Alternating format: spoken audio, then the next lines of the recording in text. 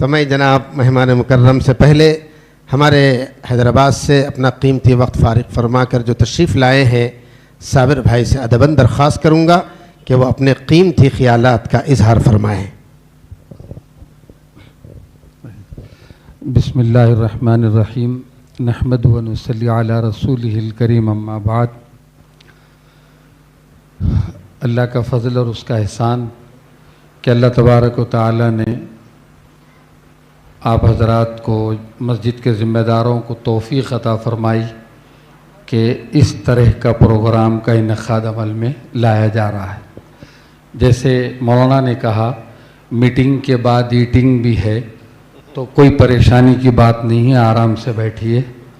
और आजकल घरों में अच्छा नहीं मिल रहा है, यहाँ बावर्ची अच्छा बनाया ऐसा सुना, तो आप हज़रात हाँ नलगुंडे का मामला खाजी साहब भी फरमा रहे हैं।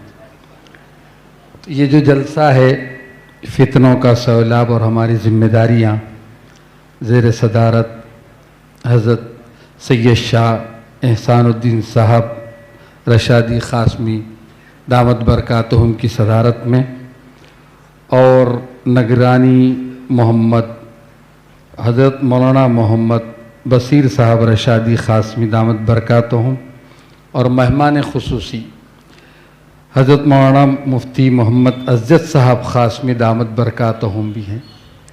और मुझसे पहले मुफ्ती अहमदुल्लाह निसार साहब ख़ासमी नक्शबंदी दामत बरकातहुम ने आप हज़रात से ख़िताब किया, और भी मेरे साथ ख़ारी यूनुस अली ख़ान साहब भी तशरीफ़ फरमा है।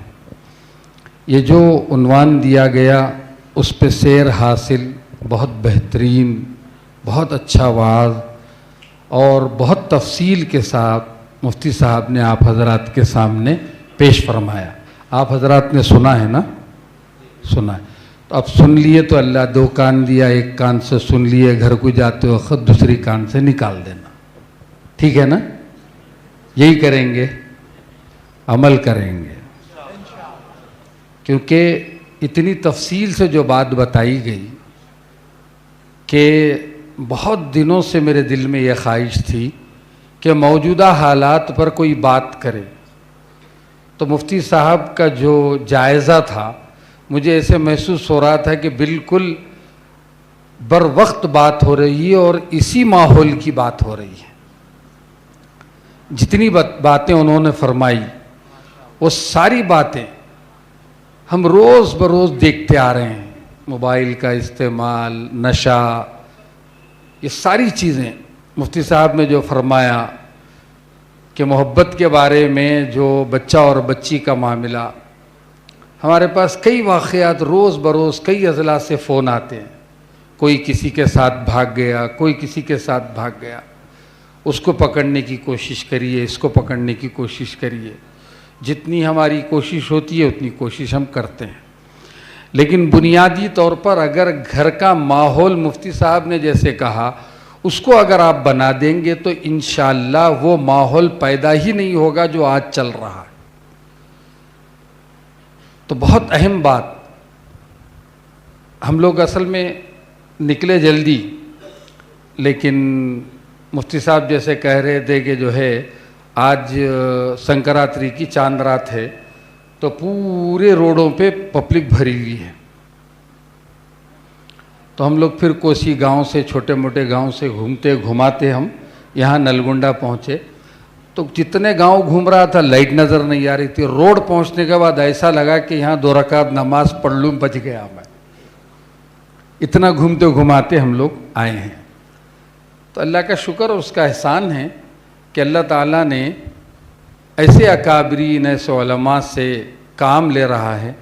तो आप हज़रात नलगुंडा के ज़िम्मेदारान आज की महफ़िल से ये अहद करके उठें कि जो बातें बोली जा रही है उस पर अमल करेंगे तो फिर ये प्रोग्राम कामयाब है, वरना आए, खाए और गए, उसके सिवा कुछ नहीं। अब रमज़ान शरीफ अल्हम्दुलिल्लाह तशरीफ़ ला रहे हैं और रमज़ान की तैयारी हमारी ज़िम्मेदारी है। फितना गुमराही के बहुत से हैं। अल्लाह ने फरमाया कि रमज़ान खुश नसीबों को नसीब होता है और रमजान के आने तक के लिए दुआ करने को कहा गया। और मेहनत अकाबरीन उलमा पहले से शाबान से मेहनत करते थे, रज्जब से मेहनत शुरू कर देते थे।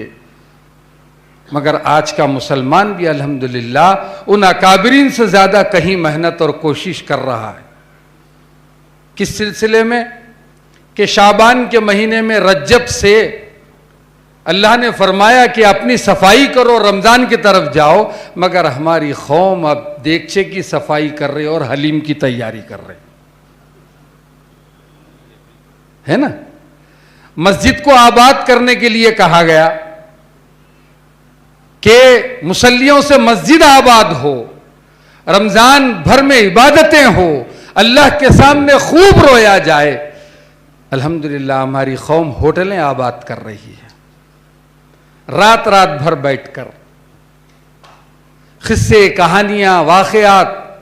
अंबानी चंबानी की बात होती, काउंटर करने जाते, चाय को देने की जेब में पैसे नहीं होते, करोड़ों की डीलिंग हो जाती पूरी रात बैठ के। वो वक्त जो तहज्जुद का है, वो वक्त जो रमजान में एक एक सेकंड कीमती है, उस कीमती वक्त को बर्बाद करने के लिए चौराहों को आबाद किया जा रहा। मस्जिद को सजाने के बजाय होटलों को सजाया जा रहा। क्या बड़े, क्या बूढ़े, क्या बच्चे, सब मसरूफ है, सब मसरूफ। और अल्हम्दुलिल्लाह रोजा भी इतना बेहतरीन हमारा नौजवान सिपे सालार रहता अल्लाह के फजल से, पूरी रात जागता होटल में बैठ के इबादत करते हुए, होटल में बैठ के इबादत करते हुए पूरी रात जागता, और सहरी के बाद सो जाता तो असर के वक्त उठता। इतना बेहतरीन रोजा शायद ही आज से पहले कभी हुआ होगा। बस 1 घंटे में मुंह धोया, इधर उधर हटा, सायरन की आवाज आई, खजूर मुंह में डाला तो फिर चले गया होटल में। औरतें, कंपटीशन होता था कुरान का औरतों के अंदर, तुमने कितने पढ़े, तुमने कितने पढ़े, यह मुकाबला चलता था खानदानों में। लेकिन हजरत मोबाइल की वजह से वो औरतें भी इसमें बर्बाद और तबाह हो गई।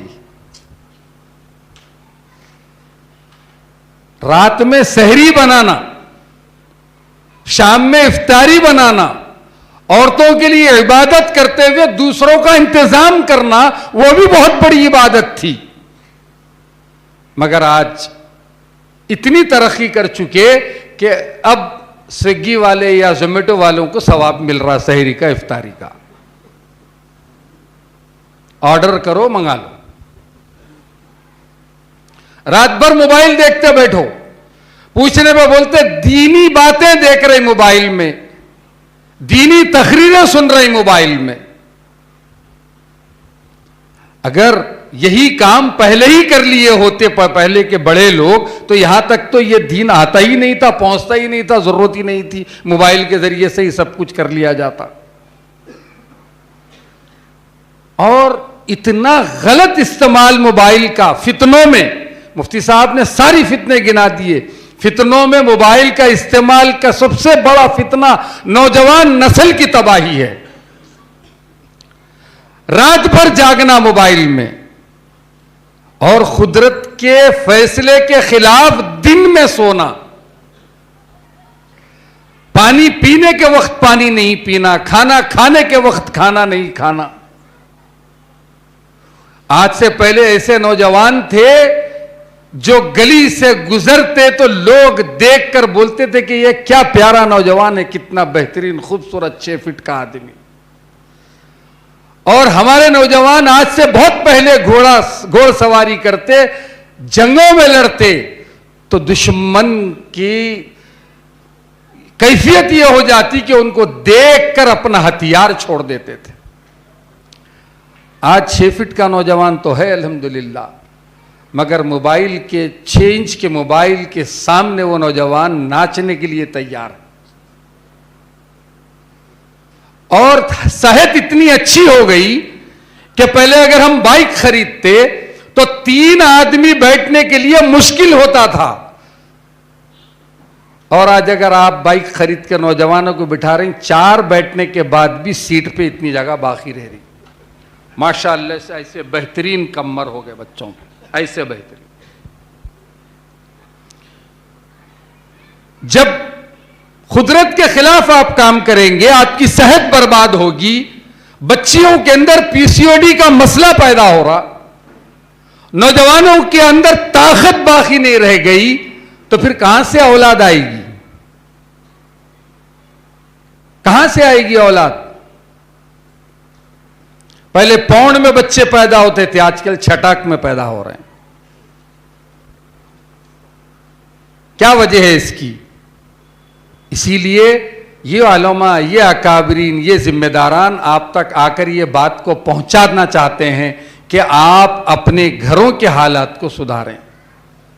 जो फितनों का दौर है, उन फितनों के दौर में अगर हम अपनी औलाद को नहीं बचा सकेंगे, अपने घर को नहीं बचा सकेंगे, तो आने वाले कल में क्या हम तवक्को रख सकते हैं कि आने वाला जनरेशन जो हमारा है वो क्या ईमान पे बाकी रहेगा? क्या वो मुसलमान होगा? ये मुश्किल है। इसीलिए आज के प्रोग्राम का मकसद, आप हजरात को इतनी देर से बिठाने का मकसद, ये अकाबरीन दूर दूर से आके आपको समझाने का मकसद यही है कि ये फिक्र कर रहे हैं आपके घर की, आपके औलाद की, आपके बच्चियों की और आने वाले खानदान की, ये फिक्र कर रहे हैं।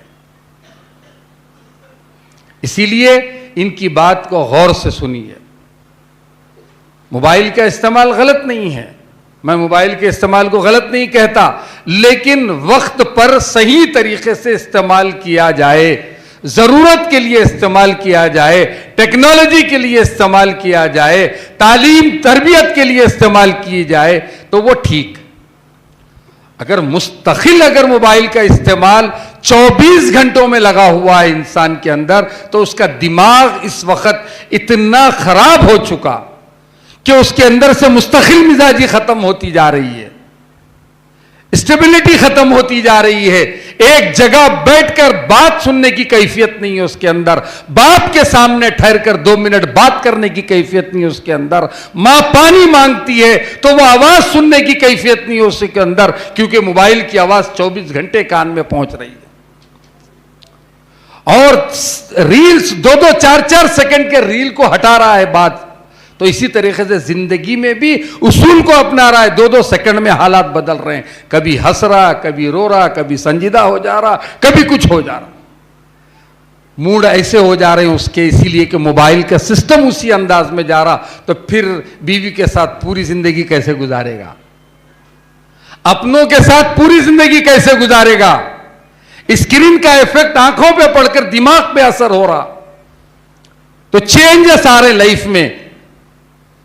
अच्छी चीज सुनने की थोड़ी देर भी कैफियत नहीं होती। यह तो अल्लाह का शुक्र और उसका एहसान है कि अल्लाह ताला आप हजरात को, यहाँ के जिम्मेदारान को, उलमा को, मदारिस के जिम्मेदारान को, कि वो लोग आप हजरात को बुलाकर 4-4 घंटे बिठा रहे हैं, वो भी बगैर मोबाइल के।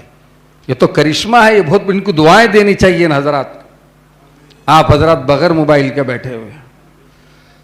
ये जो अब इस वक्त नजर आ रही है कौम, आने वाले दिनों में कौम ये नजर नहीं आएगी बगैर मोबाइल के। हॉस्पिटल में अगर करंट बंद हो गया और ऑक्सीजन खत्म हो गया तो मुमकिन है कि आदमी जिंदा रह जाए, मगर घर में मोबाइल छोड़ के अगर बाहर आ गया तो मुश्किल है जिंदा रहना। तो इसीलिए मैं कहता हूं, जो इंसान मोबाइल इस्तेमाल करता है, तख्लीक अल्लाह ने की है, हर चीज की तख्लीक अल्लाह ने की है। मोबाइल की तख्लीक हो, किसी भी चीज की तख्लीक हो, अल्लाह ने की है। मोबाइल की तख्लीक भी अल्लाह ने की और अच्छे के लिए करता है, अल्लाह बुरे के लिए नहीं करता। इंसान अच्छा और बुरा बना लेता उसको। तो जब अल्लाह ने तख्लीक मोबाइल की और आप लोग देखते होंगे कि आज से थोड़ा जमाना पहले किसी के घर में मौत हो जाती तो आजू बाजू घर वाले पहुंचकर उसको जो है ताजियत करते, उसके घर में पहुंचते, 3-3 दिन तक खाना बनाने की जरूरत नहीं पेश आती, आजू बाजू वाले ख्याल करते, औरतें घर पहुंचकर उसका ख्याल करती। मगर आज क्या है, जैसे ही न्यूज आ गई व्हाट्सएप पे नीचे इन्ना लिल्लाहि व इन्ना इलैहि राजिऊन लिखकर छोड़ देते, खत्म। वो भी दौर चले गया। अब आ गया एक और दौर जिसमें यह कि जहां इंतकाल की खबर मिली नीचे RIP लिखकर छोड़ देते हैं, उतनी भी लिखने की तौफीक नहीं होती। मैयत में जाना तो दूर, घर पहुंच के ताजियत करना तो दूर, मोबाइल के जरिए से भेज दे। आदमी के किसी का इंतकाल हुआ, वो आदमी कैसे मोबाइल देखेगा? आपकी ताजियत 4 दिन के बाद देखेगा। डर बन गया ऐसा। कहीं वाकया होगा, कहीं हादसा हो गया, कहीं कत्ल हो गया, कहीं फसाद हो गया, तो लोग जमा होते थे, फिक्र करते थे, बाहर निकलते थे, एक दूसरे से जुस्तजू करते थे कि भाई ये वाकयात क्यों हो रहे हैं। अब उसकी जरूरत नहीं है। मोबाइल में न्यूज आ गई, आप नीचे कंडम कर देते हैं, एक अच्छी तहरीर लिख देते हैं और भेज देते हैं, किस्सा खत्म। हमको कहीं जाने की जरूरत नहीं है। उंगलियों से जंग लड़ रहे हैं और अल्हम्दुलिल्लाह लड़ते रहेंगे, क्या करना है हमको। ऐसे ही वाकयात में आप देखते जाइए, जैसे जैसे हालात मुल्क के, बाहर मुमालिक के, फलस्तीन के हालात इतने बुरे हो गए, किसी फर्द को दुआ करने की तौफीक नहीं हुई सिवाय मोबाइल पे दुआ भेजने के। तो अल्लाह के पास पहुंचेगा बंदा तो अल्लाह पूछेगा कि क्या करके आया। तो बंदा फरमाएगा, अल्लाह मियाँ उनका इंतकाल हुआ तो मैं इन्ना लिल्लाहि व इन्ना इलैहि राजिऊन लिख दिया था, वहां कत्ल फसाद हुआ तो मैं एक अच्छी तहरीर लिख दिया था, फलस्तीन में ऐसा हुआ था तो मैं दुआ लिख दिया था। अल्लाह मियाँ बोलेंगे वेरी गुड, बहुत अच्छा काम करके आए आप। अब आप ऐसा करो, मोबाइल निकालो, फेसबुक पे मैं हूरों को भेजता हूं, ले लो। ले लेते। व्हाट्सएप पे जन्नत भेज रहा हूं, ले लो। लेते नहीं। जब बोलेंगे नहीं अल्लाह मियां, हूरा भी प्रैक्टिकल चाहिए, जन्नत भी प्रैक्टिकल चाहिए, तो अल्लाह बोलेगा हां, जन्नत भी प्रैक्टिकल चाहिए होती, हूर भी प्रैक्टिकल चाहिए वो होती, तो दुनिया में तू काम भी प्रैक्टिकल करके आता। सारी तबाही मची हुई है। नौजवान बच्चों को देखिए, चबूतरों पे, फला हर जगह पर। हैदराबाद में होता है ऐसा, अल्हम्दुलिल्लाह। नलगुंडा में मैं समझता हूं नौजवान बच्चे होटलों में नहीं बैठते और मोबाइल का भी बहुत कम इस्तेमाल करते। कहते कंपनी वालों से मालूम करा तो बोल रहे थे कंजम्पशन बहुत कम होता नलगुंडे में। 8 बजे के बाद मोबाइल बंद कर देते बच्चे पूरे बल्कि, और फजर में पूरे बच्चे रहते कहते यहाँ पे। ऐसा सुना, सही होगा मेरे ख्याल में। जिंदगी बर्बाद हो रही, वक्त जा रहा, ऐसा वक्त जा रहा जो वक्त इस वक्त बहुत बड़ी अहमियत का हामिल है। एक एक सेकंड इंपॉर्टेंट है। साजिशें, दुश्मनान साजिशें कर रही हैं, साजिशें बना रही हैं कि आपको और आपकी नस्ल को तबाह कर दिया जाए, और हम पहले से हाथ बन के ठहरे हैं, आइए हमको तबाह करिए। हमको फिक्र नहीं है। सुबह उठकर इतने नौजवानों में से, इतने लोगों में से मैं सवाल करूं, सुबह उठकर कितने साल हो गया होगा कोई 2 किलोमीटर या 4 किलोमीटर पैदल चला होगा या वॉकिंग करा होगा? बताइए। करते हैं एक्सरसाइज, मगर बिस्तर पे, फजर के बाद बिस्तर पे एक्सरसाइज रहती। सो गए तो खत्म हो गई, वही एक्सरसाइज है, उससे बढ़ के क्या एक्सरसाइज है? कौन सा नौजवान होगा जो आज ये सोचे कि मैं सेहतमंद रहूंगा सारे चीजों को छोड़कर? किसी को कोई फिक्र नहीं है। मां बाप अपनी जगह पर मसरूफ, मां अपनी जगह पर मसरूफ, बाप अपनी जगह पर मसरूफ, बेटे अपनी जगह पर मसरूफ, तीसरे कमरे में बेटी अपनी जगह पर मसरूफ। मोबाइल में सारी चीजें बेटी देख रही हैं, आंखों का पानी खत्म हो गया, शर्म व हया खत्म हो गई, उसके बावजूद भी हमको उसकी फिक्र नहीं है। जब सब कुछ खत्म हो जाता, सारा माहौल खत्म हो जाता, बच्चा बेकार हो जाता, नाफरमान हो जाता, बच्ची घर से भाग जाती, जब मौल साहब के पास आते, मौल साहब कुछ तो भी दुआ पढ़ो, औलाद ऐसी हो गई। आपको फिक्र तो पहले से करनी चाहिए थी। तो इरादा करके जाइए। हमारे अकाबरीन उलमा जो अपना कीमती वक्त देकर आप हजरात को ये बात सुनाना चाहते हैं, आपको समझाना चाहते हैं, आपके घरानों को ठीक करना चाहते हैं, दीन के तरीके पर आपको और आपकी औलाद को चलाना चाहते हैं, जो दीन के तरीके पर चलता है वो सेहतमंद रहता, उसकी फिक्र करते हैं ये लोग।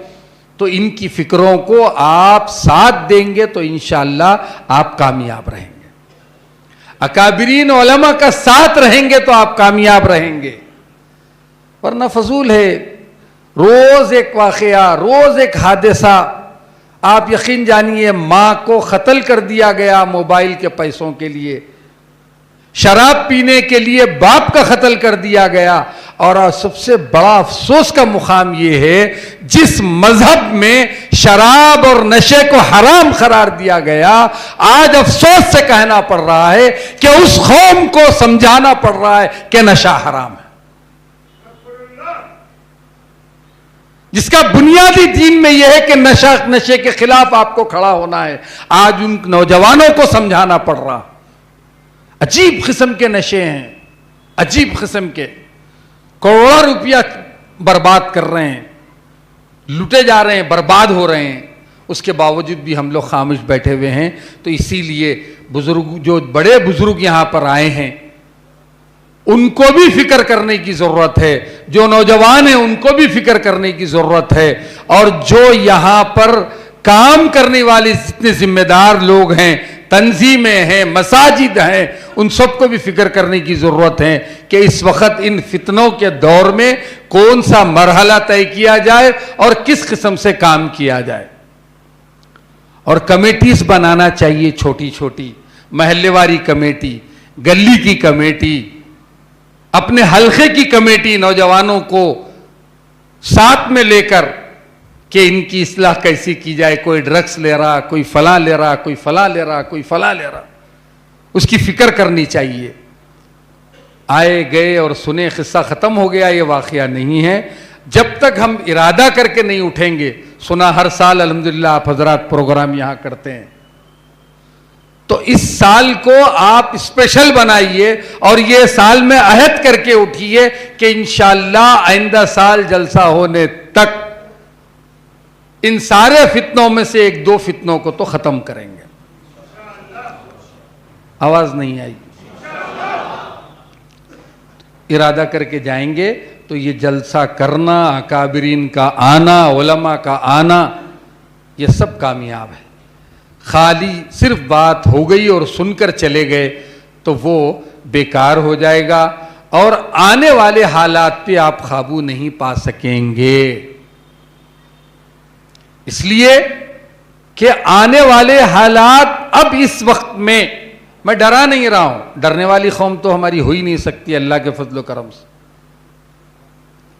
आने वाले हालात जिस अंदाज से आगे बढ़ रहे हैं, कुछ दिन बाद प्लान किया जा रहा है फितनों में एक इजाफा करने का कि आसमान से आपको सूरत बताई जाएगी, टेक्नोलॉजी के जरिए से आसमान से आपको आवाज वहां से डाली जाएगी गुमराह करने के लिए।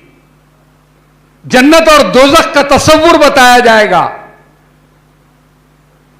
कैसे बचाएंगे उस वक्त बच्चों? आसान तरीका है, उस बच्चे के अंदर कुछ दीन को डाल दिया जाए, इंशाअल्लाह वो बच्चा दीन की निस्बत से कभी नहीं बहकेगा, उलमा की सोहबत से कभी नहीं बहकेगा। सोहबत अगर मोबाइल की रही, सोहबत अगर गलत लोगों के साथ में रही, तो फिर वही हालात होंगे जो हालात पहले हुए थे और आइंदा होने वाले हैं। हमारे मुल्क में ये बहुत अल्लाह का करम और उसका फजल है कि बहुत सी रियासतें बची हुई हैं। कुछ रियासतों में लोग दिमाग खराब हो गया उनका, जहां मुसलमानों के ऊपर रोज एक नए मसाइल लाके खड़े करते हैं, नई चीजें लाके खड़े कर रहे हैं। अगर हम ये काम नहीं करेंगे तो आने वाले कल में इन रियासतों में वही हालात पैदा होंगे जो दूसरे रियासतों में हो रहे हैं। बहुत परेशान हैं वहां के लोग, वहां के हालात सही नहीं हैं। और बार बार ये कहता हूं मैं कि किसी पे भरोसा करके बैठना यह गलत काम है। खुद इस्लाह करना पड़ेगा। उलमा से ताल्लुक रख के